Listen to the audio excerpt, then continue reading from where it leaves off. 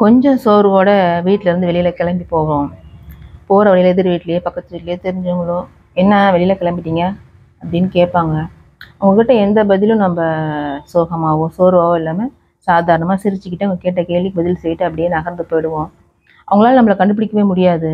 ஆனால் பார்த்த மாத்திரத்தில் ஏம்மா உடம்பு சரியில்லையா, என்ன கண்ணு பண்ணுது, ஏது பண்ணுது, சாப்பிட்டியா இல்லையா, ஏன் உன் முகம் மாடி இருக்குது, என்ன ஏதுன்னு பார்த்த மாத்திரத்தில் கண்டுபிடிக்கிற சக்தி அம்மா ஒருத்தருக்கு தாங்க இருக்குது. இப்படி அவங்க கேள்வி 1000 கேள்வி கேட்டுக்கிட்டே இருப்பாங்க.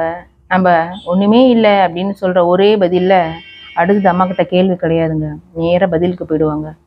வீடுன்னா 1000 இருக்கும், எல்லாம் சரியாக போயிடும், நீ கவலைப்படாத, தைரியமாயிரு, நான் படாத கஷ்டமா, யாருக்காக இன்னும் வாழ்கிறேன், உனக்காக தானே வாழ்கிறேன், நான் படுற கஷ்டத்தை பூரா உன் முகத்தை பார்த்தா அத்தனையும் மறந்து போயிடும்னு சொல்லிக்கிட்டே எதையாவது சாப்பிட வச்சு நம்ம வாயை அடைச்சிருவாங்க. நம்ம சொல்ல போன அத்தனை வழியையும் மறந்து வந்துடுவோம்.